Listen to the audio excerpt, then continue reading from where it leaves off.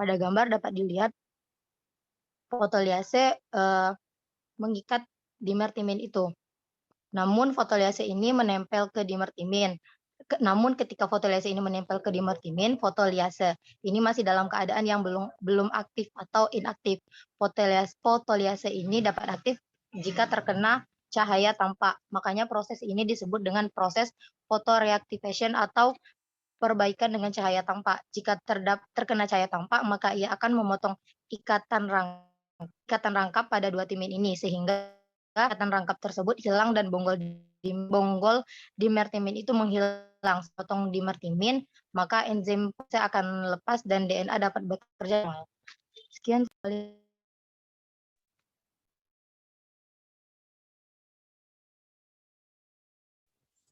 Terima kasih kepada Hanin. Untuk materi selanjutnya akan disampaikan oleh rekan saya Mutia. Kepada Mutia, disilahkan. Baiklah, terima kasih kepada moderator. Saya Mutia Permadani akan menyampaikan materi mengenai slide berikutnya, atau ke-8, yaitu mengenai damage removal. Damage removal ini merupakan proses yang perbaikan lebih kompleks dibandingkan dengan perbaikan lainnya karena ini melibatkan replacing atau penggantian dengan cara dipotong-potong dan sebelumnya harus dikenali terlebih dahulu bagian mana yang mengalami kerusakan atau kesalahan. Pada damage removal ini juga dikenal dengan excision repair atau perbaikan dengan cara dipotong-potong dan diawali dengan proses pengidentifikasian terlebih dahulu yang mana ketidaksesuaian sekuen atau urutan DNA dalam suatu proses pengawasan yang dilakukan oleh endonuklease perbaikan DNA. Lalu proses ini nantinya akan diakhiri dengan pertautan kembali antara dua utas tunggal tersebut untuk kembali menjadi bagian dari helix yang ganda. Dengan perantara enzim DNA ligase. Untuk damage removal ini terbagi lagi menjadi 3 tipe berdasarkan bagian yang dipotong, yaitu yang pertama ada base excision repair. Base excision repair ini merupakan perbaikan DNA untuk memperbaiki kerusakan dan mutasi dengan menghilangkan basa yang mengalami kerusakan. Jadi base excision itu artinya adalah, kan excision itu artinya pemotongan, sedangkan base itu kan basanya. Jadi yang dipotong adalah basa yang mengalami kerusakan. Nah, atau yang mengalami kesalahan seperti itu. Nah, salah satu contoh basanya adalah urasil. Karena kan pada proses DNA urasil tidak dibutuhkan. Bahkan dia kalau ada pun dia merugikan gitu. Jadi dia harus dihilangkan. Dan basa urasil ini dapat menyebabkan substitusi transisi.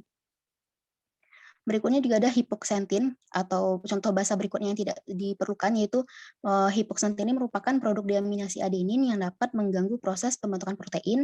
Ada juga adenin yang dapat mengalami metilasi menjadi 3 metil adenin yang dapat menyebabkan terhentinya proses dalam replikasi.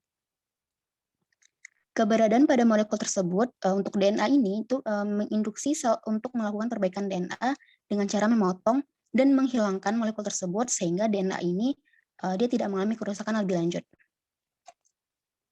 Untuk prosesnya, pada base excision repair ini yaitu misalnya terdapat pada basa urasil, pada untai ganda yang mengakibatkan mutasi gen substitusi transisi DNA. Berikutnya, karena yang menjadi kesalahan itu adanya basa urasil, maka enzim glikosilase yang memotong adalah urasil glikosilase. Lalu enzim sebenarnya untuk urasil glikosilase serta enzim glikosilase ini tuh dia mampu untuk memotong basa dari untai DNA.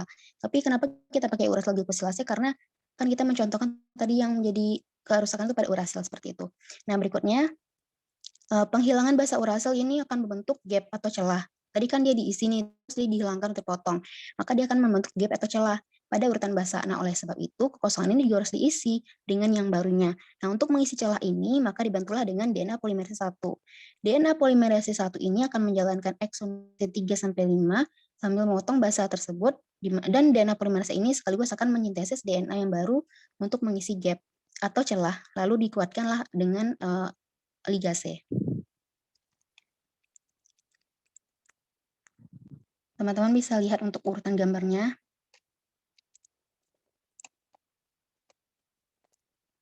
Berikutnya yaitu mismatch repair.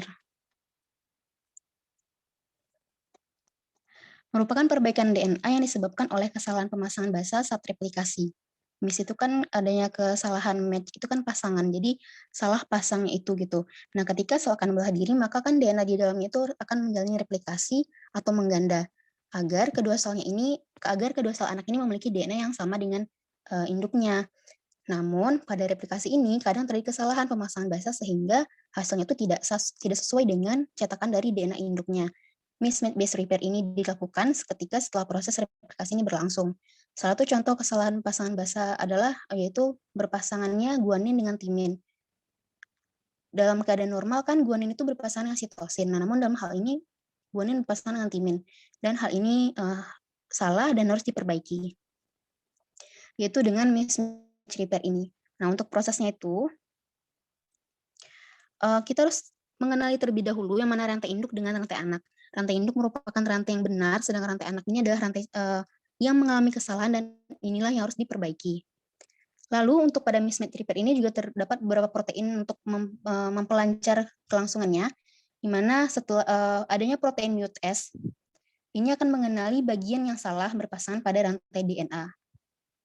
Berikutnya, mutase ini dia akan menginduksi mutl karena walaupun si mutase ini bisa mengenali bagian yang salah, tapi dia belum bisa membedakan yang mana rantai anak dengan rantai induk. Makanya dia butuh mutl untuk membantunya membedakan mana rantai anak dengan rantai induk. Nah, cara untuk membedakan yang mana rantai anak dengan induk, itu bisa dilihat dari di mana untuk rantai induk ini, dia mengandung urutan basa nitrogen GATC yang mengalami metilasi pada basa adeninnya. Metilasi dilakukan pada segmen GATC ini oleh enzim DAM atau deoksiadenin metilase. Tujuan adanya metilase ini yaitu untuk membedakan untaian yang lama dengan untaian yang baru, atau untaian yang benar sama untaian salah ini. Metilase DNA merupakan peristiwa penambahan gugus metil pada atom C nomor 5 dari cincin pirimidin sitosina atau nitrogen nomor 6 dari cincin purin adenin sebagai bagian dari molekul DNA. Lalu setelah kita tahu rantai induk yang ada metilasi sedangkan rantai anak yang tidak, maka mutl itu akan mengenali untaian manakah yang merupakan rantai yang benar dan untaian mana yang rantai yang salah. Setelah dikenali oleh mutl, maka mutl ini akan berikatan pada region termetilasi, ya, atau pada bagian rantai induknya, karena kan yang termetilasi adalah induknya.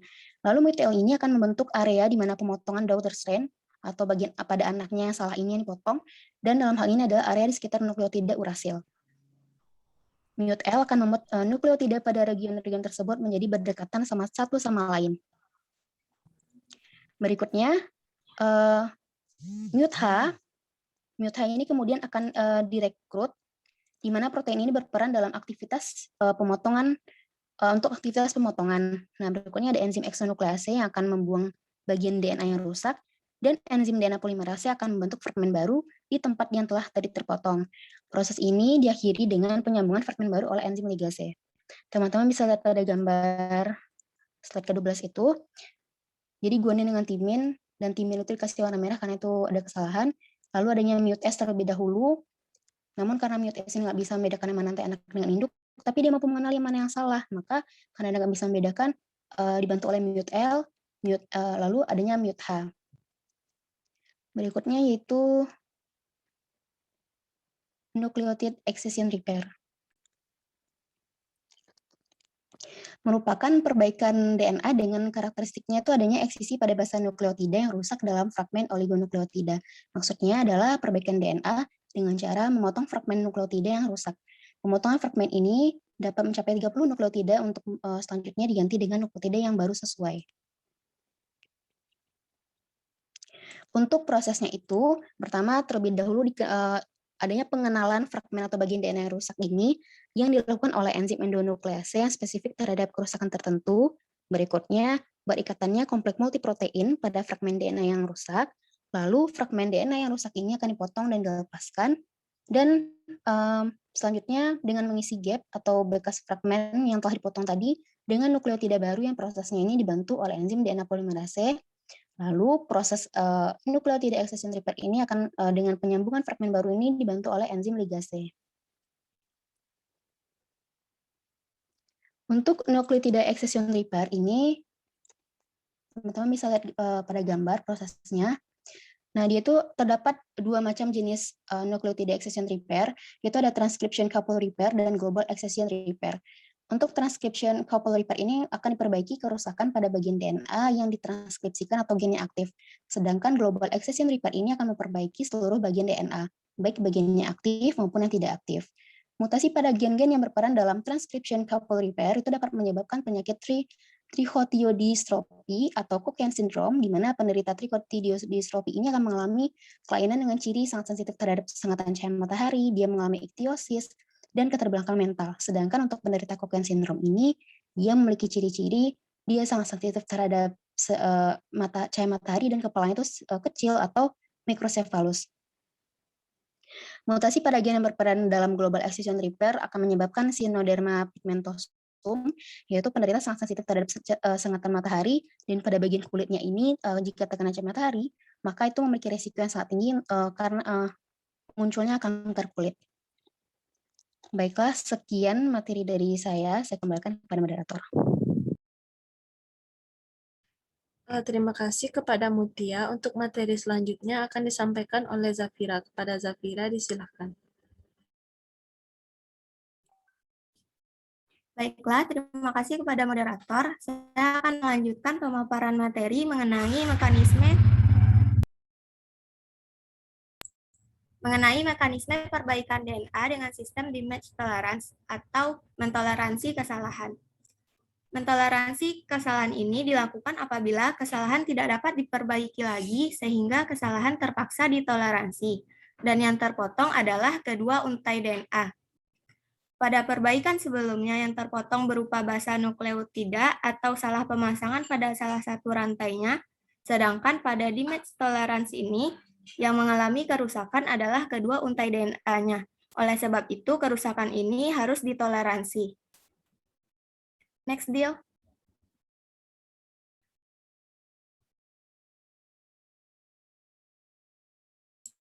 Slide selanjutnya, moderator.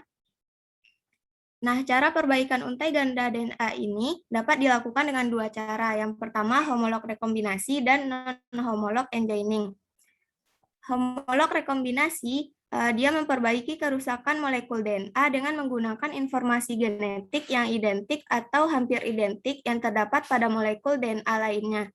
Biasanya ini menggunakan sister kromatid.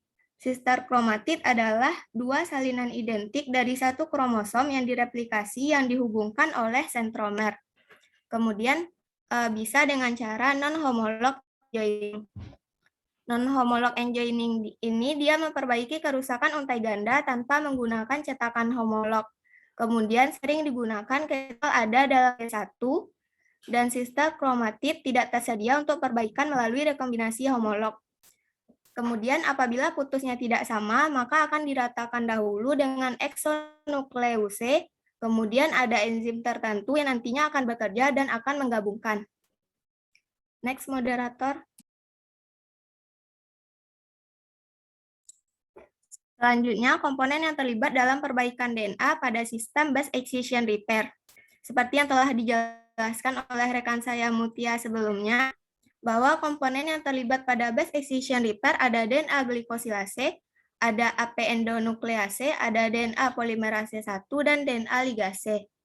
Seperti yang terlihat pada gambar, yang berwarna merah segitiga merupakan basa yang mengalami kerusakan. Nah, enzim DNA glikosilase ini dia akan mengambil peran dalam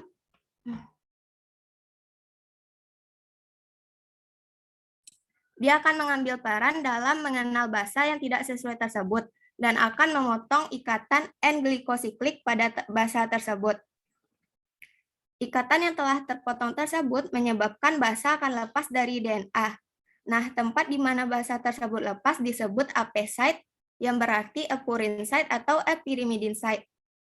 Kemudian, enzim AP endonuklease dia akan mengambil peran dalam memotong ujung 5 aksen dari AP site tersebut, yang akan dilanjutkan dengan enzim polimerase yang akan mengisi celah yang terbentuk dengan basa baru yang sesuai.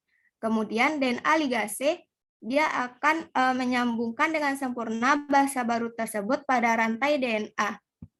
Sekian pemaparan dari saya kembalikan kepada moderator. Terima kasih kepada Zafira. Untuk materi selanjutnya akan disampaikan oleh rekan saya Sarah. Kepada Sarah disilahkan. Baiklah, saya Sarah Melinda akan menjelaskan mengenai komponen yang terlibat dalam perbaikan DNA. Nah, yaitu pada proses nucleotide excision. Terlihat pada gambar yaitu yang berwarna merah merupakan nukleotida yang rusak. Lalu UVRA, UVRB, UVRC merupakan protein yang terlibat dalam proses pembuangan atau pemotongan DNA yang mengalami kerusakan tadi. Nah, selanjutnya ada DNA polimerase 1 yang berperan di dalam mensintesis atau menambahkan pasangan basa yang sesuai dengan pasangannya. Dan DNA ligase berperan dalam menyambungkan pasangan basa yang telah disintesis oleh DNA polimerase. Terlihat pada gambar bahwa tadi basa yang sudah dibuang oleh UVRB dan UVRC digantikan kembali oleh disambungkan kembali oleh DNA polimerase dan DNA ligase. Next, moderator.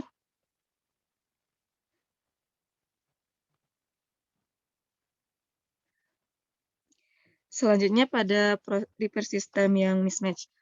Komponen yang terlibat di dalamnya itu seperti terlihat pada gambar. Pertama ada DNA adenin metilase atau demetilase.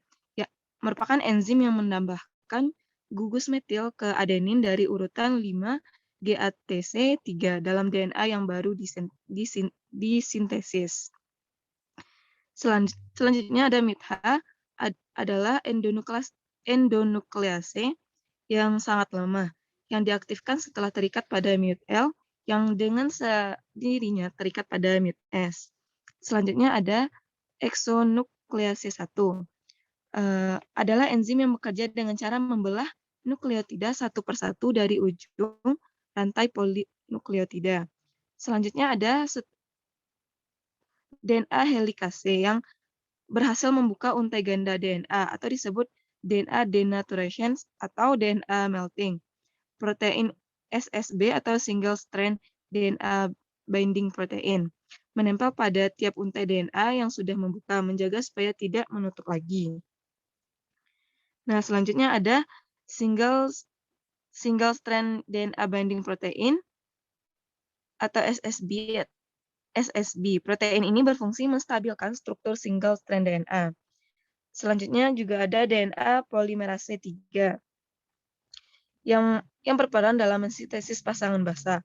Aktivitas DNA polimerase 3 dimulai setelah pemisahan untai di tempat asal replikasi. Selanjutnya ada DNA ligase yang berperan dalam menyambungkan pasangan basa yang telah disintesis oleh DNA polimerase. Next, moderator. Nah, selanjutnya penyakit genetik manusia yang ditimbulkan oleh kesalahan perbaikan DNA. Yaitu pertama penyakit Xeroderma pigmentation atau XP. Gejalanya adalah penderita menjadi sangat sensitif terhadap sinar matahari, gatal, kulit bercak-bercak seperti tai lalat. Nah, pengobatannya hingga kini belum ada obat yang dapat menyembuhkan penyakit Xeroderma pigmentosum. Berbagai pengobatan yang diberikan oleh dokter hanya bertujuan untuk mengurangi gejala dan mencegah terjadinya komplikasi. Selanjutnya ada ataksia teleagitasia atau AT. Gejalanya yaitu kurangnya keseimbangan tubuh dan pengucapan kata-kata dengan menggumam, ketidakmampuan untuk mengontrol gerakan sukarela otot sehingga menyebabkan ketidaknormalan fungsi otot. Nah, pengobatannya penyakit ini juga belum terdapat pengobatan paripurna untuk ataksia telangiectasia. Fisioterapi dan latihan fisik dapat membantu meningkatkan kemampuan gerakan tubuh. Penyakit selanjutnya yaitu ada anemia Fanconi atau AF. Gejalanya yaitu pada manusia terdapat perubahan pigmen pada kulit, malformasi jantung, ginjal, serta anggota gerak. Cacat perkembangan, perawakan pendek, kegagalan sumsum tulang, dan risiko tinggi keganasan. Pengobatan untuk penyakit ini pada keadaannya ringan belum diperlukan pengobatan. Namun pada keadaan yang lebih berat, pengobatan untuk mempertahankan jumlah sel darah ataupun memperbaiki fungsi sumsum tulang dapat diberikan, seperti obat-obatan, transfusi darah, transplantasi sumsum tulang. Selanjutnya ada penyakit sindrom Bloom atau BS. Gejalanya atau ciri-cirinya itu kerdil, sakit kulit karena peka terhadap cahaya matahari, bercak coklat abnormal atau kelabu di bagian tubuh. Nah, pengobatan untuk penyakit ini itu masih belum ada pengobatan khusus untuk sindrom Bloom, yaitu untuk jumlah mutasi yang berlebihan. Nah, sebaliknya intervensi ditunjukkan mengurangi gejala, menawarkan dukungan dan mencegah komplikasi. Pada penderita seroderma pigmentosum sangat peka terhadap cahaya matahari, mengidap banyak tumor kulit terutama pada bagian tubuh yang terbuka, misalnya wajah, dan di samping itu kulit juga bercak hitam seperti tai lalat. Sakit yang seroderma pigmentosum tadi disebabkan oleh mutan atau mutan resesif homozigot. Mutan resesif itu diduga bersangkut paut dengan suatu gen pengkode protein yang berperan pada perbaikan kerusakan DNA. Nah, sekian materi dari saya kembalikan kepada moderator.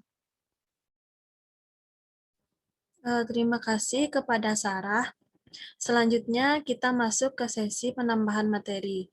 Bagi teman-teman yang ingin menambahkan materi bisa raise hand.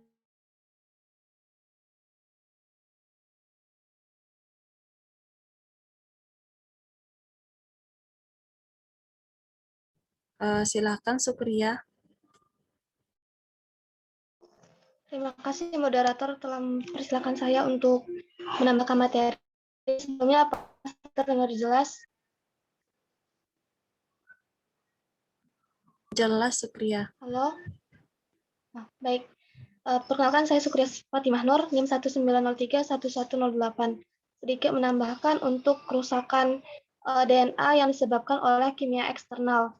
Nah, senyawa kimia yang berperan untuk merusakkan DNA ini ada beberapa golongan.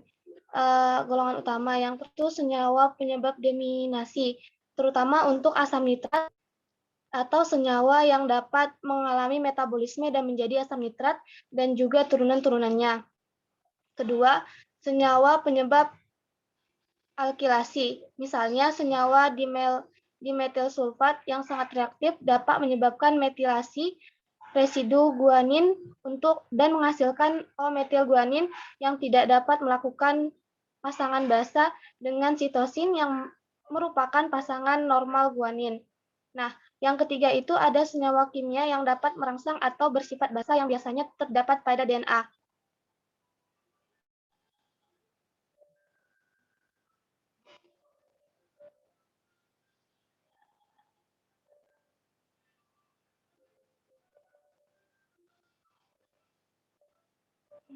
Sebentar. Nah, kemudian sedikit menambahkan lagi pada kesalahan atau kerusakan DNA. Untuk memperbaiki kesalahan atau kerusakan DNA ini, saya mempunyai dua pilihan. Yang pertama adalah kesalahan tersebut diperbaiki dengan cara mengaktifkan DNA repair, seperti yang dijelaskan oleh teman-teman. Namun, jika kesalahan itu sudah tidak mampu ditanggulangi lagi, kita bisa beralih kepada sel bisa beralih pada perbaikan kedua, yaitu dengan dimatikan dengan kerusakan itu bisa dimatikan daripada tetap hidup namun membawa pengaruh buruk bagi lingkungan sekelilingnya atau pada tubuh penderita. Kemudian sel dengan DNA yang normal akan meneruskan perjalanan untuk melengkapi siklus yang terjadi, yaitu dengan melakukan pembelahan melalui sintesis, GAP2, dan juga mitosis. Mungkin sekian moderator, saya kembalikan kepada moderator. Terima kasih kepada Sukria. Apakah masih ada yang ingin menambahkan materi? Silakan raise hand.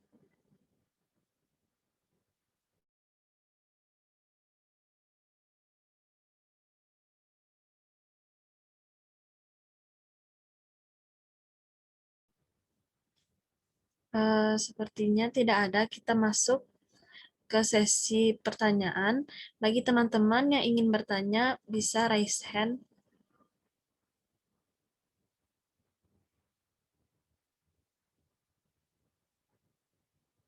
Eh, Baik, kepada Alda disilakan.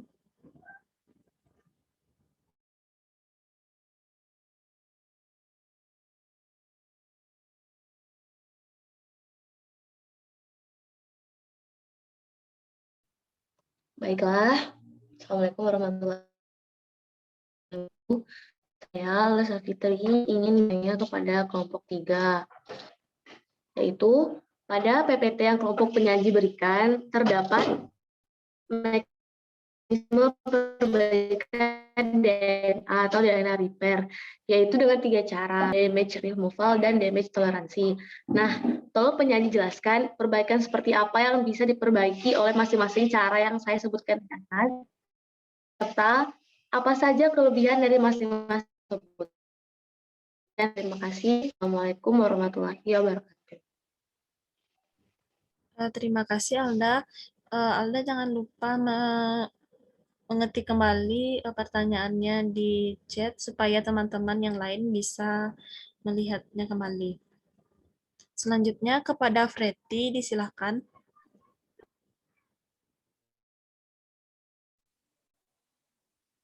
Baik, terima kasih kepada kelompok penyaji. Saya Fretty Hengki Karmelia dengan NIM 19031016 ingin bertanya kepada kelompok penyaji. Nah, pertanyaan itu yaitu bagaimana proses pancaran radiasi yang dapat menyebabkan kerusakan pada DNA dan apakah radiasi menyebabkan kerusakan DNA? Terima kasih, saya kembalikan kepada moderator. Terima kasih Freddy. Selanjutnya Dini, silakan. Terima kasih kepada moderator. Saya Dini Febrianisa NIM 19031009 ingin bertanya, mengapa sinar radiasi UV dapat menyebabkan kerusakan DNA dan jelaskan bagaimana mekanisme perbaikan DNA. Sekian saya kembalikan. Baik, terima kasih Dini. Selanjutnya kepada Reza Febrina, disilahkan. Terima kasih atas kesempatannya moderator. Perkenalkan, saya Reza Febrina dengan NIM 19031104 ingin bertanya. Pertanyaannya adalah, apakah terdapat faktor yang dapat menyebabkan kegagalan dalam perbaikan DNA atau DNA repair ini? Sekian, saya kembalikan kepada moderator. Terima kasih. Selanjutnya, terima kasih Reza. Selanjutnya kepada Nur Aini, disilahkan. Baiklah, terima kasih moderator. Saya Nur Aini, NIM 19031096. Ditanya, apa yang terjadi kepada sel apabila kerusakan pada DNA diperbaiki lagi? Terima kasih, saya kembalikan ke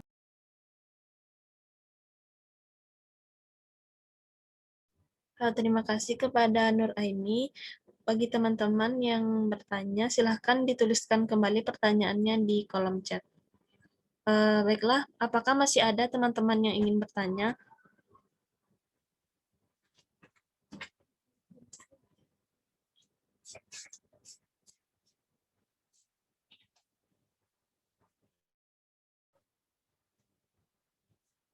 Barangkali tidak ada. Baik, Ibu dan teman-teman, kami meminta sedikit waktu untuk mendiskusikan jawabannya terlebih dahulu. Terima kasih.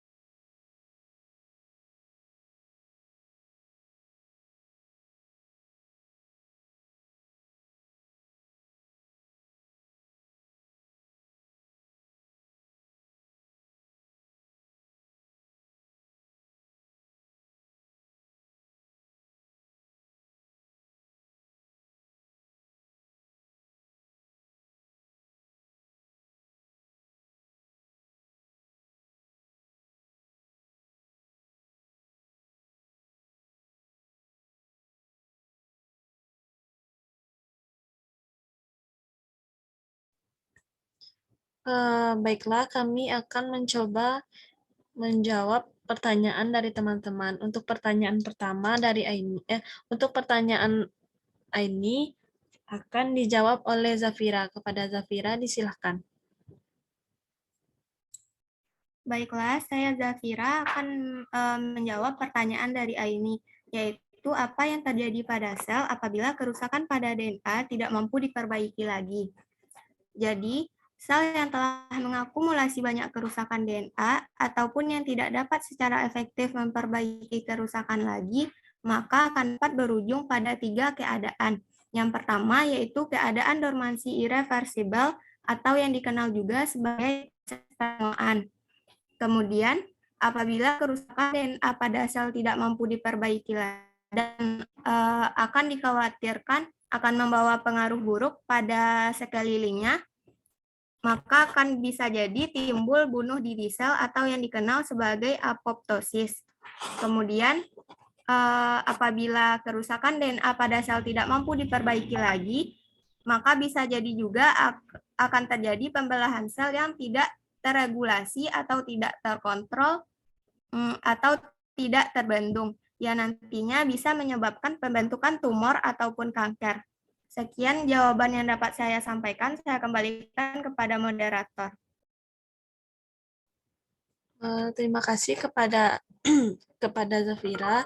Apakah dari teman-teman ada yang ingin menambahkan jawaban? Silahkan raise hand. Maaf, Reti, untuk raise hand-nya untuk pertanyaan tadi atau menambahkan jawaban, Reti?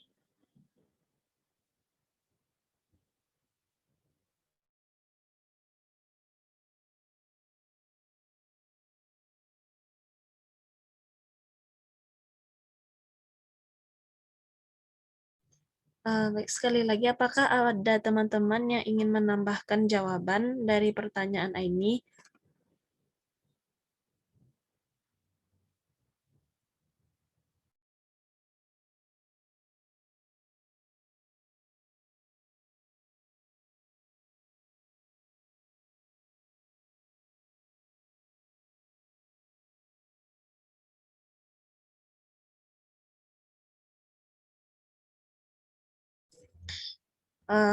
Baik, mungkin tidak ada. Kita lanjut ke pertanyaan dari Reza yang akan dijawab oleh Sarah. Kepada Sarah, disilahkan.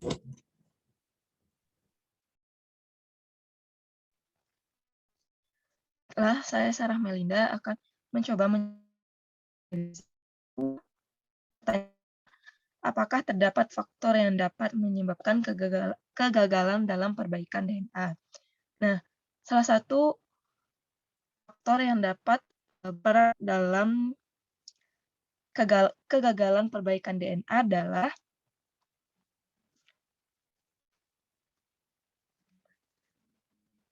yaitu kurangnya zat mikro, yang mana merupakan zat mikro yakni vitamin dan mineral sangat penting untuk menjaga keutuhan DNA karena perannya sebagai kofaktor enzim pada sintesis atau pembentukan dan perbaikan DNA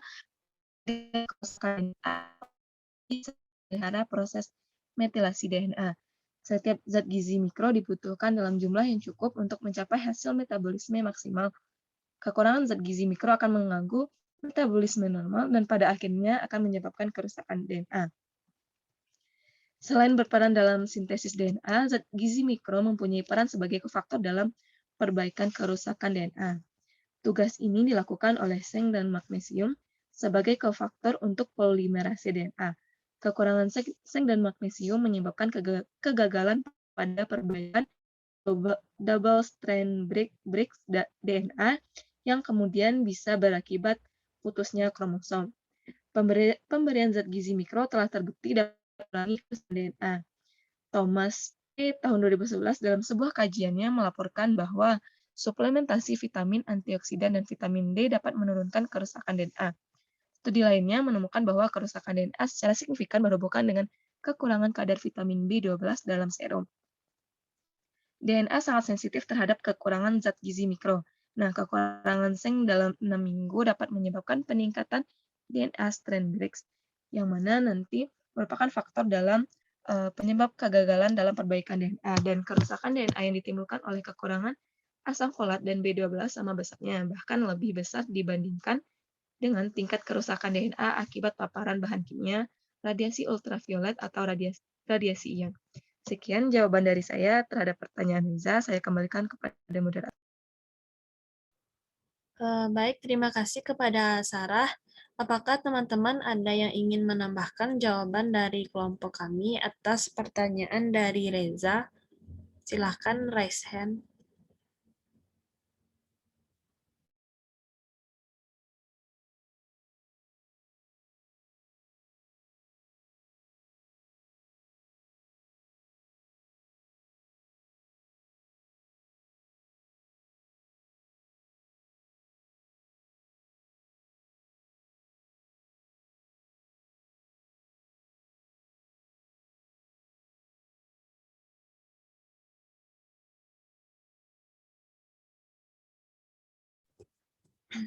Sekali lagi, teman-teman yang ingin menambahkan jawaban dari pertanyaan Reza, silakan raise hand.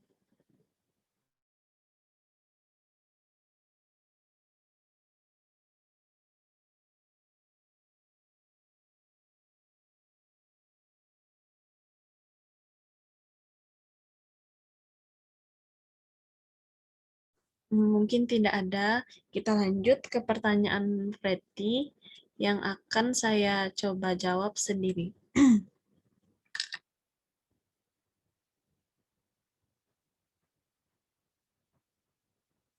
Baiklah, pertanyaan Freddy tadi, bagaimana proses pancaran radiasi dapat menyebabkan kerusakan DNA, dan apakah radiasi pada HP dapat menyebabkan kerusakan pada DNA?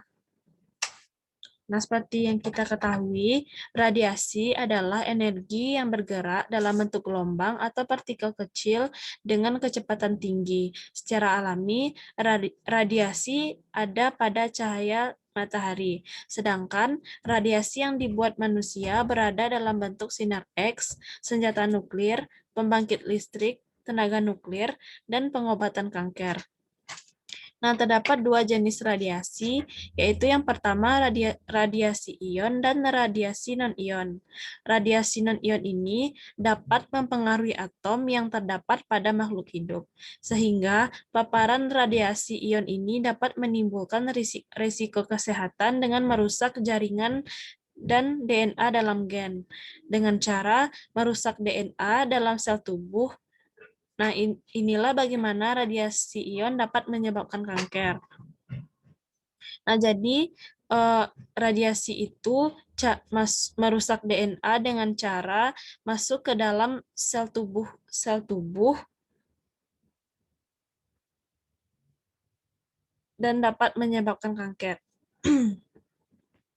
Radiasi ion dapat menyebabkan kematian atau kelainan pada sel dalam waktu sementara maupun permanen. Paparan radiasi dalam jumlah besar dapat menyebabkan penyakit bahkan kematian. Radiasi ion juga dapat menyebabkan mutasi pada gen sehingga dapat menurunkannya kepada keturunan. Nah, radiasi ion ini dapat kita temukan dalam unsur-unsur radioaktif, partikel kosmik dari luar angkasa, dan mesin sinar X. Selanjutnya, radiasi non-ion. Nah, kita setiap hari pasti menggunakan dan terpapar oleh radiasi non-ion ini. Contohnya seperti telepon seluler, televisi, radio, telepon nirkabel, dan termasuk medan magnet bumi, kabel rumah tangga, dan peralatan listrik lainnya. Nah, berbeda dengan radiasi ion, radiasi non-ion ini tidak mampu memindahkan elektron mengionisasi atom atau molekul, sehingga radiasi ini tidak sebahaya radiasi ion. Radiasi ini juga memiliki frekuensi yang jauh lebih rendah dari radiasi ion, sehingga mungkin tidak dapat membahayakan kesehatan secara signifikan. Namun, teori lain mengatakan bahwa paparan radiasi non-ion dalam frekuensi tinggi cukup kuat juga dapat menyebabkan masalah serius. Jadi pertanyaan Freddy tadi, apakah radiasi pada HP dapat menyebabkan kerusakan DNA? sebenarnya bisa, tapi tidak membahayakan seperti radiasi ion. Sekian jawaban dari saya. Apakah ada teman-teman yang ingin menambahkan dari jawaban kelompok kami? Baik, kepada Vina disilakan. Baik, terima kasih kepada kelompok menyaji yang telah memberikan saya kesempatan untuk menambahkan. Menurut yang saya baca dari Jurnal Perhimpunan Dokter Spesialis Onkologi di Indonesia, bagaimana proses radiasi dapat merusak DNA itu adalah radiasi ini pada jaringan biologik dibagi menjadi 3 fase, yaitu fase fisika, kimia, dan biologi. Nah, radiasi pegion foton yang mengenai jaringan biologi pada awalnya menyebabkan fase fisika. Nah, dengan metode ionisasi dan eksitasi. Nah, selanjutnya terjadi fase kimia dengan terbentuknya radikal bebas. Nah, radikal bebas ini yang terbentuk mengakibatkan kerusakan biologi dengan cara merusak DNA itu sendiri. Nah, kerusakan DNA yang tidak bisa diperbaiki ini akan menyebabkan kematian sel. Nah, iosinasi dan eksitasi yang akan menyebabkan kerusakan DNA baik secara langsung maupun tidak langsung. Kerusakan DNA secara langsung jika radiasi pengion langsung mengenai DNA itu sendiri. Nah, sepertiga kerusakan biologi akibat sinar X ataupun lambda disebabkan oleh efek langsung dan efek ini lebih dominan pada radiasi LET yang lebih tinggi. Kerusakan DNA secara tidak langsung ini melalui pembentukan radikal bebas seperti yang telah kelompok penyaji jelaskan tadi, itu dengan atom dengan elektron tidak dapat berpasangan. Terus dan mempunyai efek yang sangat merusak terhadap DNA itu sendiri. Nah, kerusakan dari DNA ini bisa berupa terputusnya rantai tunggal DNA atau single strand break atau SSB. Nah, terputusnya rantai ganda DNA ini atau double strand break ini cross-link DNA serta kehilangan basa DNA. Beberapa kerusakan di DNA ini masih dapat diperbaiki, tetapi dapat juga mengalami kegagalan sehingga terjadi kematian sel. Untuk gambarnya akan saya kirimkan pada WA grup genetika nantinya. Terus apakah radiasi HP dapat menyebabkan sel DNA itu rusak? Nah, menurut yang Vina baca, radiasi dari ponsel memiliki kemiripan dari mikro yang sangat dapat merusak DNA pada tubuh. Nah, saat diletakkan di tempat yang tidak tepat, pancaran radiasinya itu bisa meningkatkan risiko kanker sehingga berkali-kali lipat. Nah, jadi itulah tambahan dari Vina mengenai pertanyaan dari Feti. Sekian Vina kembalikan kepada moderator. Terima kasih kepada Vina. Apakah dari teman-teman masih ada yang ingin menambahkan? Silahkan raise hand.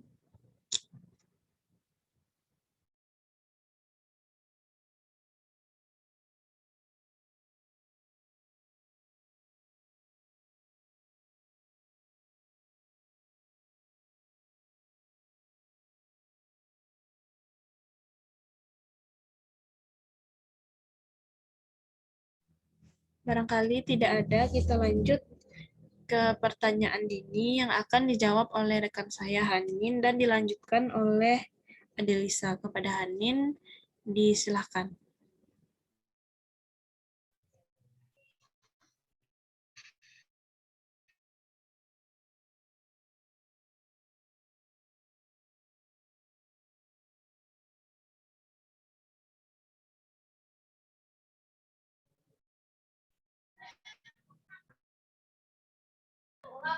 Baik, terima kasih kepada moderator. Saya Fadia Hani akan menjawab pertanyaan dari ini Febrianisa. Pertanyaannya, mengapa radiasi UV dapat menyebabkan kerusakan DNA?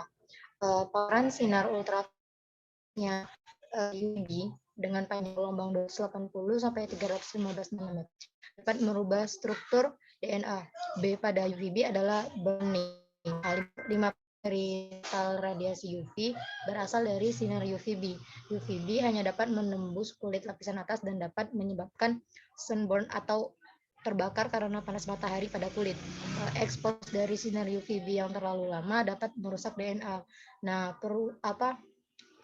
DNA kerusakan ini berupa perubahan struktur DNA, yaitu membentuk struktur siklobutadin pirimidin dimers atau disebut juga dengan CPDS. Sekian moderator. Terima kasih. Selanjutnya akan ditambahkan oleh Ade. Kepada Ade, disilahkan.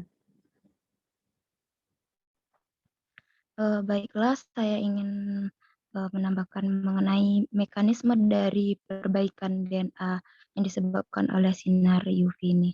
Sebelumnya izinkan dulu share PPT kami.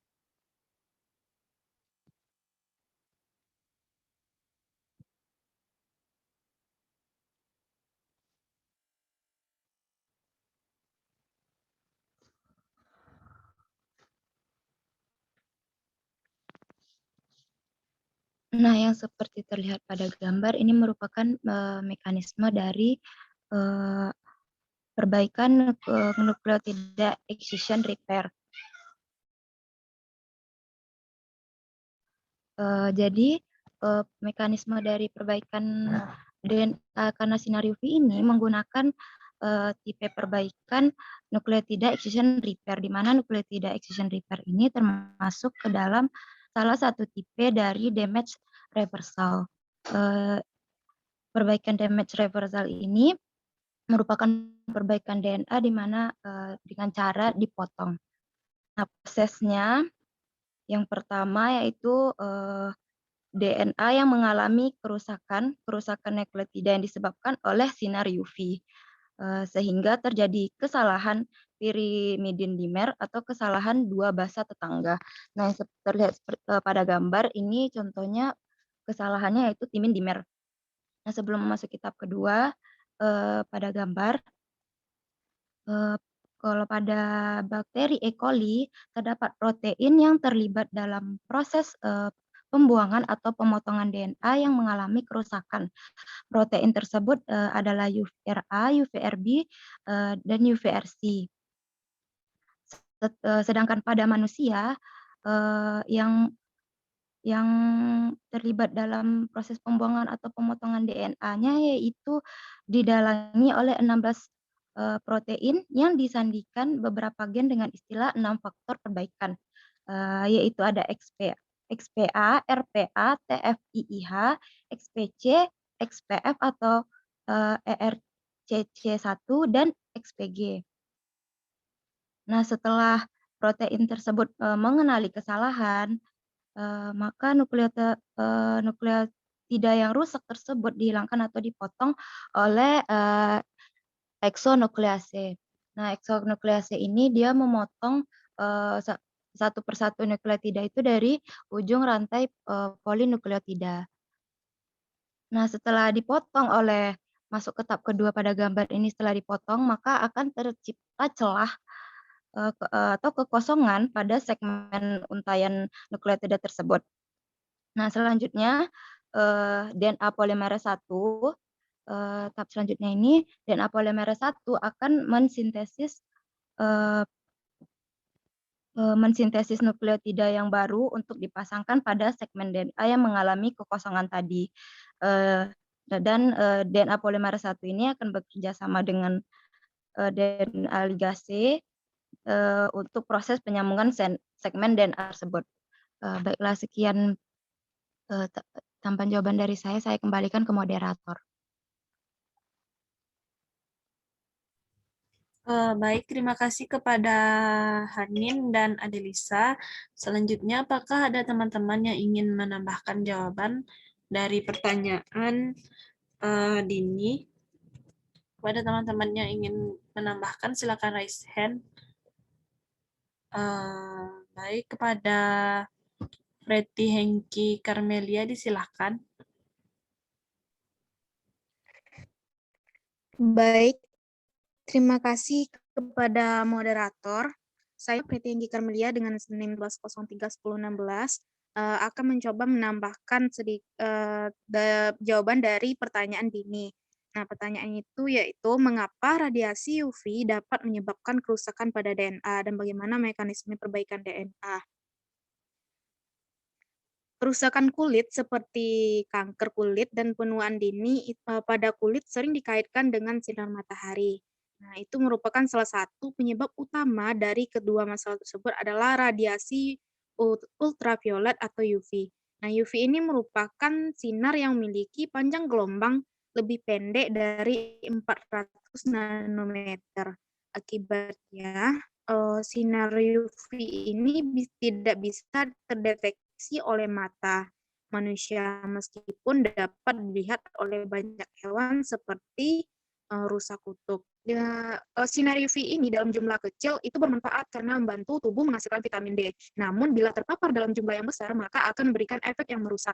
Nah, salah satu alasan mengapa UV ini sangat berbahaya, energinya dapat diserap oleh DNA sel kita dan menyebabkan menjadi rusak.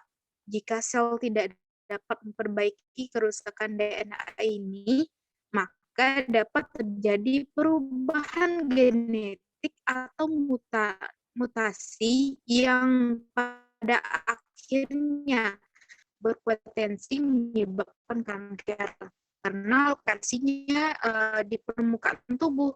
Sel kulit menjadi target utama kerusakan akibat sinar UV. Pada dasarnya, tubuh memiliki perlindungan terhadap UV. Efek molekuler di dalam sel kita mampu mendeteksi dan perbaiki kerusakan DNA sebelum terjadi mutasi. Ketika sel kulit mendeteksi terjadinya kerusakan DNA, mereka akan mengaktifkan sinyal alarm yang diteruskan ke sel penghasil pigmen. Nah, sinyal ini akan memberitahu sel tersebut agar mulai memproduksi lebih banyak pigmen, seperti melanin pigmen. Itu untuk melindungi sebagai pelindung alami yang menyerap energi dari sinar UV dan mencegah dalam jaringan. Produksi pigmen ini akan membantu mencegah kerusakan lebih lanjut. Perlindungan yang diberikan oleh pigmen melanin ini diperkirakan setara dengan SPF 4, artinya kalian masih bisa terbakar meskipun perlu waktu 4 kali lebih lama di bawah sinar matahari. Bila terpapar banyak sinar UV, sel yang mengalami kerusakan DNA akan dihancurkan oleh sel imun, dan sisanya masih dapat mengalami apoptosis kematian sel yang terprogram. Dengan kata lain, sel-sel yang telah rusak parah dan berpotensi menjadi kanker akan dikeluarkan dari tubuh sebelum menyebabkan kerusakan lebih lanjut. Walaupun sulit untuk menilai jumlah UV ini karena kadarnya bisa sangat tinggi bahkan saat cuaca mendung. Salah satu cara untuk melindungi diri adalah dengan menghindari sinar matahari berlebihan dan pastikan untuk selalu menggunakan sunblock atau sunscreen yang dapat menyebabkan proteksi dari luar. Balikan kepada moderator. Terima kasih kepada Preti. Selanjutnya kepada Sukria, disilahkan. Terima kasih pada moderator. Perkenalkan, saya Sukria Fatimah Nur, NIM 190311108. Sedikit menambahkan, untuk radiasi UV yang terjadi pada kulit, perbaikannya sering memakai eksisi nukleotida excision repair atau NER. Nah, apabila perbaikan ini tidak bisa menyembuhkan, maka akibatnya terjadi akumulasi kerusakan DNA akibat sinar UV ini yang tidak bisa diperbaiki lagi, sehingga menyebabkan kematian sel dan berkontribusi terhadap percepatan penuaan kulit dan berkembang menjadi keganasan seperti yang disampaikan oleh Hanin dan juga Preti tadi. Sebelumnya mungkin kita harus mengenal jenis-jenis sinar UV, yang mana sinar UV ini terbagi dua, yaitu UVA dan UVB.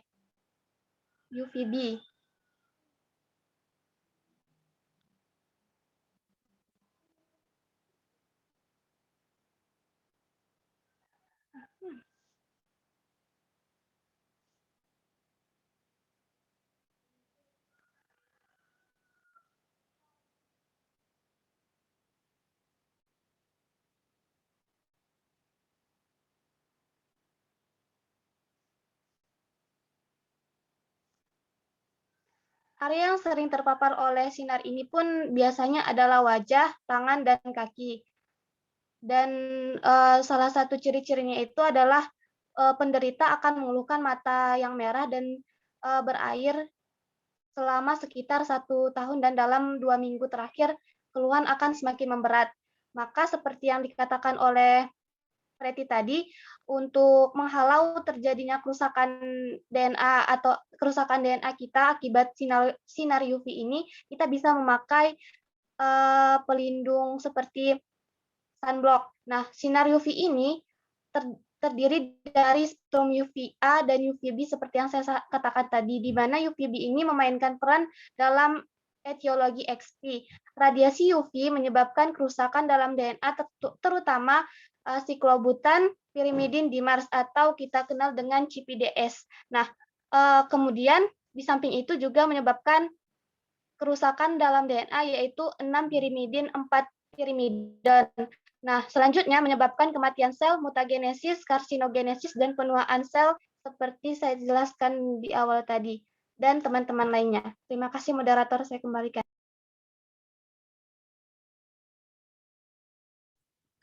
Terima kasih kepada Sukria. Apakah masih ada teman-teman yang ingin menambahkan jawaban?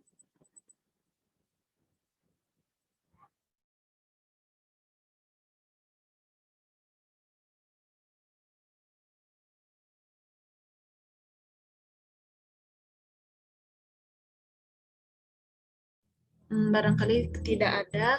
Kembalikan kepada Dini, apakah sudah paham dari jawaban kelompok kami dan tambahan dari teman-teman? Baik, terima kasih kepada moderator dan tambahan dari teman-teman. Insya Allah saya sudah paham. Saya kembalikan kepada moderator. Baik, terima kasih kepada Dini. Selanjutnya kepada pertanyaan terakhir dari Alda yang akan dijawab oleh Mutia. Kepada Mutia, disilakan. Baiklah, saya akan menjawab pertanyaan dari Alda, yaitu pertanyaannya, di antara 3 cara perbaikan DNA, yaitu ada damage reversal, removal, dan toleransi, jelaskan perbaikan seperti apa yang bisa diperbaiki oleh masing-masing cara itu, serta apa saja kelebihan dari masing-masing cara tersebut.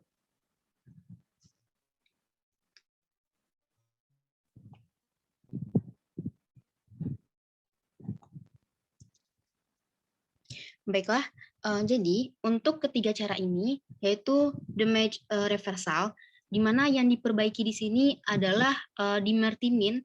Dimertimin ini yang berbentuk bonggol. Karena adanya bonggol ini dapat mengganggu aktivitas enzim polimerase. Oleh sebab itu, dimertimin ini harus dihilangkan atau diperbaiki dengan cara melibatkan cahaya dalam prosesnya, atau damage reversal ini juga disebut sebagai perbaikan dengan cara secara langsung. Kenapa melibatkan cahaya? Karena kan pada damage reversal ini ketika terbentuknya bonggol, maka ini harus dihilangkan. Nah, untuk menghilangkannya itu dengan menggunakan enzim fotoliase. Namun fotoliase ini dia tidak bisa langsung bekerja. Jadi dia tuh harus aktif kalau terkena cahaya tampak gitu. Jadi yang dihilangkan pada damage reversal adalah bonggol dimertimin.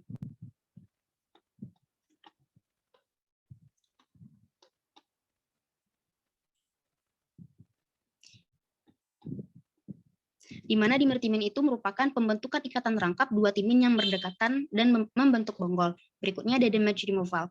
Nah, damage removal ini kan proses perbaikan dengan cara dikenali terlebih dahulu yang mana yang rusak, lalu dipotong-potong. Nah, ini prosesnya itu agak lebih panjang gitu. Untuk damage removal ini terbagi lagi menjadi 3 tipe, yaitu ada base excision repair, ada yang mismatch repair, sama nukleotida excision repair. Nah, ketiganya ini memiliki perbedaan yang diperbaiki. Maksudnya itu memiliki beda hal yang diperbaikinya itu gitu. Ya, kalau misal pada base excision repair yang diperbaiki adalah kerusakan karena adanya basa. Jadi adanya basa yang tidak diinginkan pada proses ini. Contohnya tadi saya sudah sebutkan juga ada yang basa urasil, ada juga hipoxantin, ada juga 3-metiladenin yang dapat mengganggu proses DNA tersebut gitu. Jadi yang pada base excision repair, perbaikan seperti apanya, perbaikan yang diperbaiki adalah basa yang tidak diinginkan. Kalau pada mismatch repair, ini yang diperbaiki adalah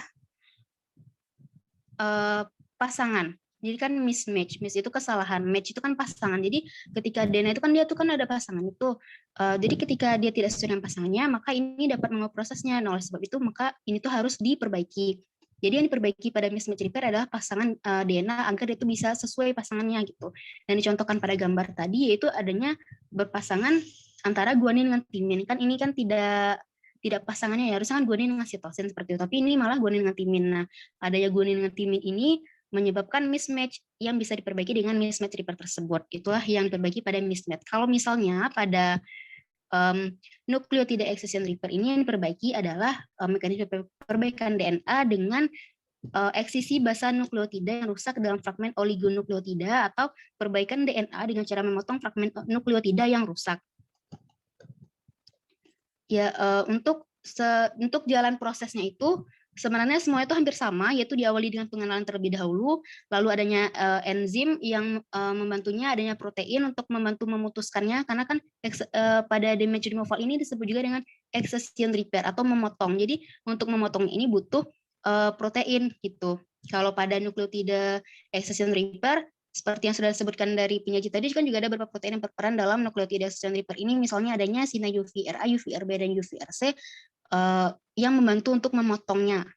Berikutnya, untuk damage toleransi merupakan mentoleransi kesalahan karena kesalahan ini tuh tidak bisa diperbaiki disebabkan yang terpotong ini adalah kedua rantainya, seperti itu. Dan untuk pertanyaan berikutnya dari Alda, apa saja kelebihan dan dari masing-masing cara tersebut? Berdasarkan yang sudah dijelaskan penyanyi tadi, untuk kelebihan masing-masing cara itu tidak terlalu terlihat. Kenapa? Karena kerusakan yang disebabkan itu kan berbeda-beda. Jadi bukan berarti satu kerusakan banyak cara gitu, tapi kerusakannya beda-beda dan caranya itu ada caranya khusus masing-masingnya untuk masing-masingnya untuk menangani kesalahan per masing-masingnya gitu. Nah, tapi untuk dari segi prosesnya, di antara semua proses tadi, mismatch repair atau yang tergolong dari damage removal ini yang agak cukup lama, karena prosesnya itu agak cukup panjang, melibatkan beberapa protein yang tidak seperti pada perbaikan lainnya, yang tidak terlalu banyak melibatkan protein, dan oleh sebab itu makanya mismatch repair ini salah satu tipe dari damage removal yang proses perbaikan itu agak panjang atau agak lama gitu. Jadi untuk kelebihan itu tidak terlalu terlihat, karena untuk perbaikan ini kan bukan satu kesalahan diperbaiki oleh banyak cara. Berarti kan kita bisa milih dong yang mana yang ada yang kelebihan atau kekurangannya gitu. Sedangkan ini beda yang salah, beda juga cara memperbaikinya atau ada juga cara khusus untuk memperbaikinya seperti itu. Baiklah, itu yang dapat saya sampaikan. Saya kembalikan kepada moderator. Terima kasih kepada Mutia. Apakah dari teman-teman ada yang ingin menambahkan atas pertanyaan Alda? Silakan raise hand.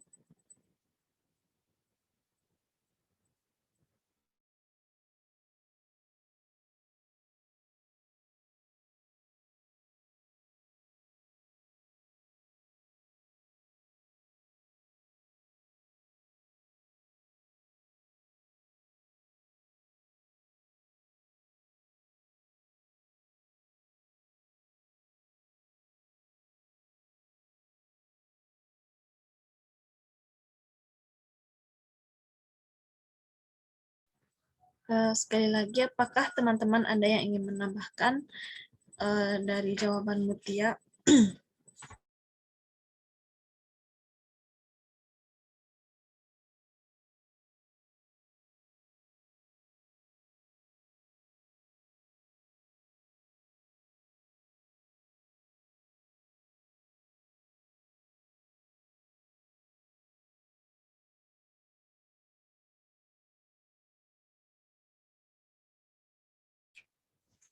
Barangkali tidak ada. Dengan terjawabnya pertanyaan dari Alda, maka berakhir pula presentasi kita pada hari ini. Saya kembalikan kepada Ibu. Apakah Ibu ada tambahan, Bu?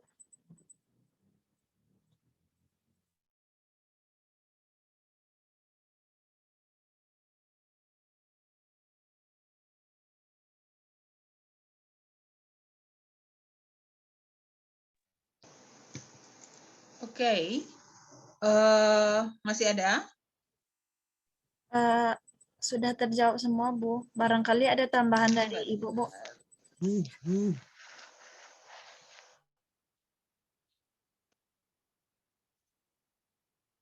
Masih ada? Sorry, saya nggak dengar tadi gimana? Alhamdulillah sudah terjawab semua, Bu. Apakah ada tambahan barangkali dari Ibu, Bu? Oke.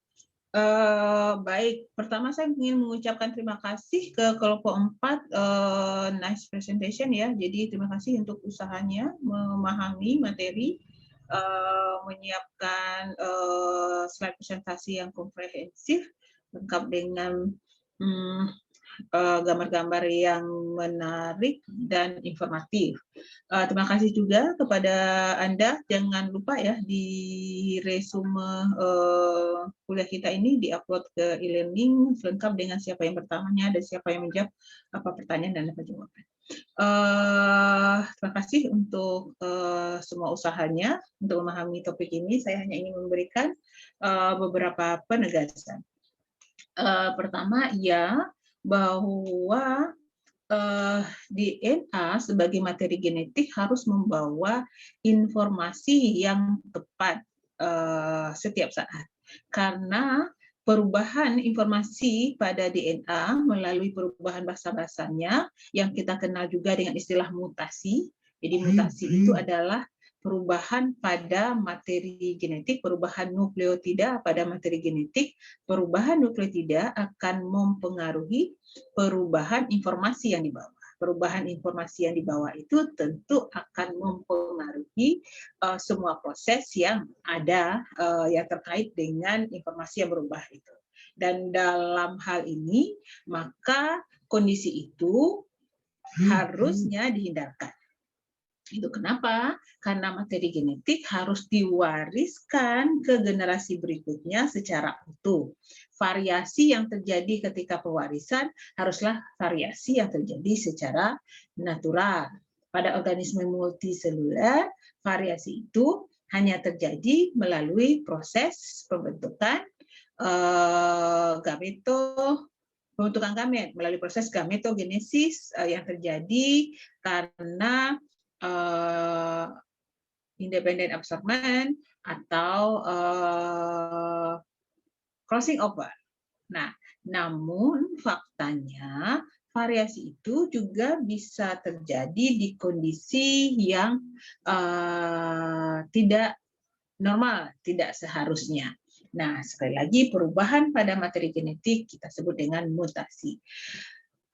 Proses mutasi itu sendiri atau perubahan atau kerusakan pada materi genetik itu sendiri bisa terjadi melalui dua cara secara umum, yaitu yang bersumber dari dalam sel itu sendiri yang kita sebut dengan faktor endogenus, bisa juga kerusakan disebabkan oleh faktor di luar yang kita sebut dengan exogenous.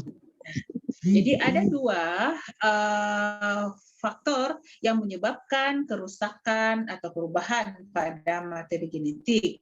Ada faktor endogenus, ada faktor exogenus. Apa faktor endogenus? Faktor dari dalam sel yang menyebabkan kerusakan pada DNA. Yang pertama adalah karena mengcopy, jadi kan DNA itu harus digandakan sebelum masuk ke proses pembelahan. DNA harus digandakan di fase sintesis, gitu kan ya. Mitotik fase G1, sintesis G2, mitotik. Setelah sel berada di fase G1 dan diputuskan untuk melakukan pembelahan, sel akan menggandakan DNA melalui proses replikasi yang kemarin kita diskusikan. Siapa yang melakukan replikasi? DNA. Ya, siapa yang mengelola dan melakukan replikasi? Replikasi terjadi pada DNA. Yang melakukan, yang mengkatalis replikasi siapa? Siapa? Enzim. Saya menuju hari ini. Apa yang kita sebut dengan replikasi kan menggandakan DNA, mensintesis DNA. Apa yang kita sebut dengan mensintesis DNA? Menggabungkan satu nukleotida dengan nukleotida yang lain menggunakan cetakan DNA lama. Siapa yang menggabungkan nukleotida itu? Ingat lagi materinya minggu kemarin, cintaku? DNA? DNA apa? DNA polimerase, enzim DNA polimerase. Karena enzim DNA lah yang mengkatalis pembentukan ikatan koodiester antara satu nukleotida dengan nukleotida yang lain. Ingat kuliah kita minggu kemarin, di mana nukleotida yang menunggu kehilangan atom pada 3 aksen, nukleotida yang datang akan kehilangan gugus fosfat pada ujung 5 aksen, terbentuk ikatan fosfodiester. Yang membentuk ikatan fosfodiester adalah DNA polimerase. Nah, jadi faktor endogenus yang pertama itu adalah kesalahan DNA polimerase memasangkan nukleotida. Misalnya cetakan ini, datangkan apa? Guanin, maka nukleotida yang datangkan apa? Sitosin. Berarti itu kan salah. Jadi kerusakan DNA karena faktor endogenus yang pertama adalah karena mismatch, kesalahan dalam memasangkan nukleotida ketika prosesasi DNA polimerase.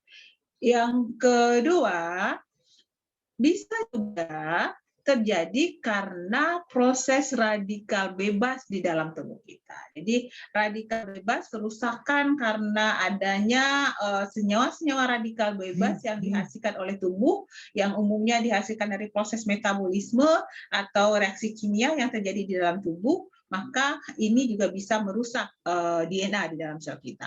Makanya dulu orang pernah ada teori radikal bebas itu bisa karena stres oksidatif, jadi misalnya hipoksia misalnya, atau karena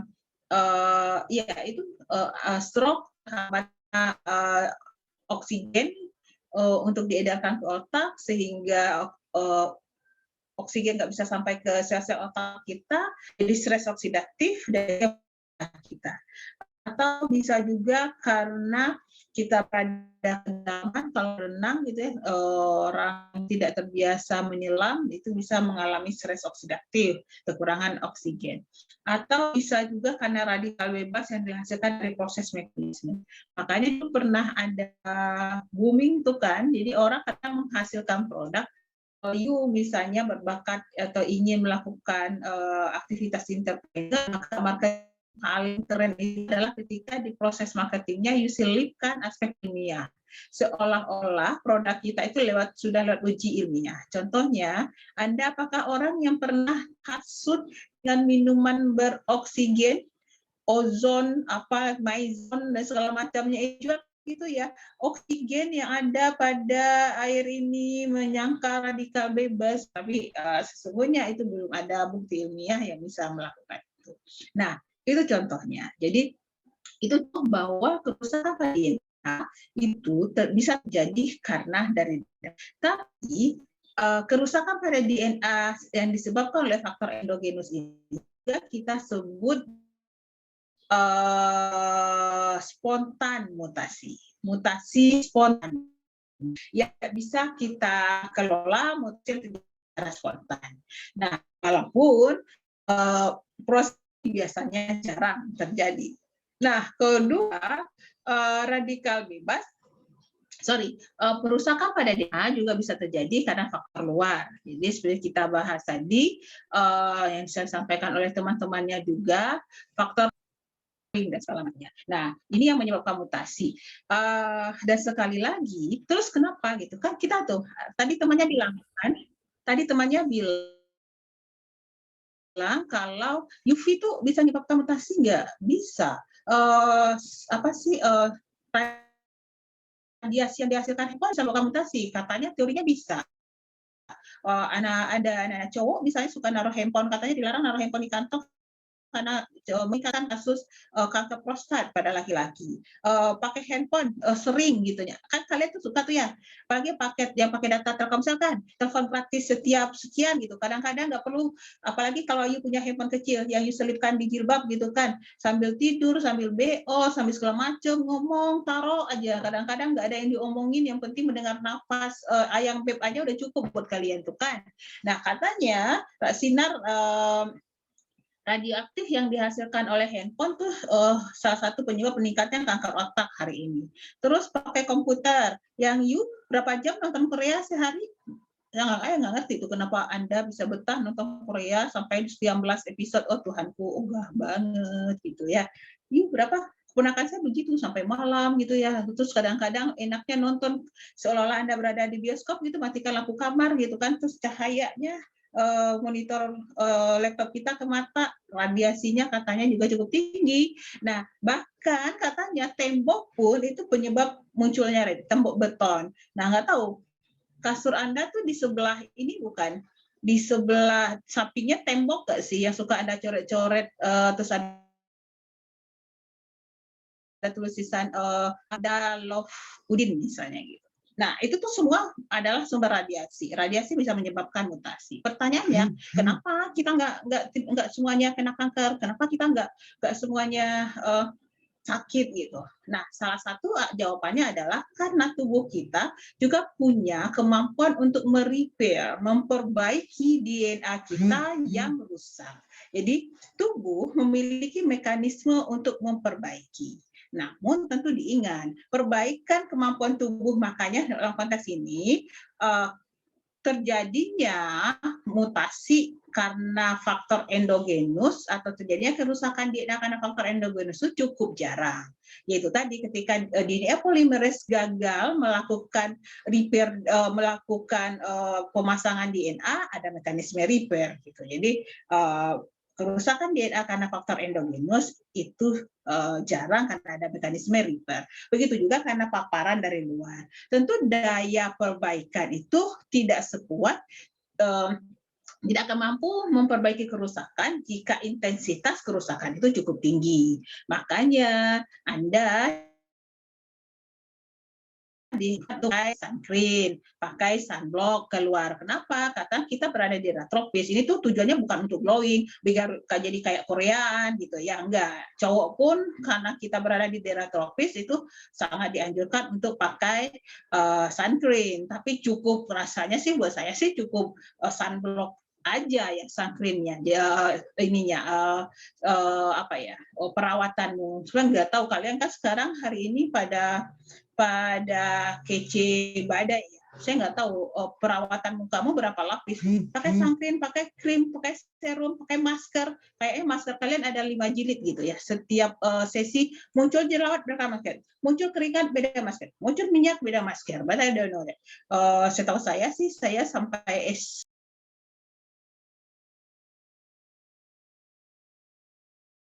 anak ponakan saya kayak gitu, Cin. Jadi kemahalan perawatan mukanya dengan segala jenis masker Koreanya itu dibandingin saya gitu ya. Ditambah lipstik kalian dengan nomor 1000, nomor berapa lipstiknya? Nggak tahu. Nah, jadi itu poinnya. Jadi bahwa lingkungan kita penuh dengan kemungkinan untuk terjadinya menginduksi kelainan pada materi genetik kita, tapi tubuh memiliki mekanisme repair, perbaikan. Tadi temannya sudah menjelaskan bagaimana tipe jenis perbaikan. Nah, mungkin itu penguatan dari saya. Di e-learning saya juga sudah upload artikel, tolong dipahami dan buat resume tulis tangan setiap Anda. Jadi resume dibikin masing-masing, kemudian diupload kembali ke e-learning. Kenapa tulis tangan? Ya paling tidak ada 1000 yang kalian baca, misalnya 2-3 nggak ada yang nempel di kepala kita. Jadi jangan dianggap beban hidup, Cin, gitu ya, dianggap sebagai proses saja untuk belajar. Sekali lagi terima kasih untuk pagi yang bersemangat ini, terima kasih untuk kelompok penyaji, teman-teman yang sudah bertanya, luar biasa. Sampai ketemu minggu depan dengan topik PCR. Assalamualaikum warahmatullahi wabarakatuh. Waalaikumsalam warahmatullahi wabarakatuh. Terima kasih, Bu. Waalaikumsalam warahmatullahi wabarakatuh. Terima kasih, Bu.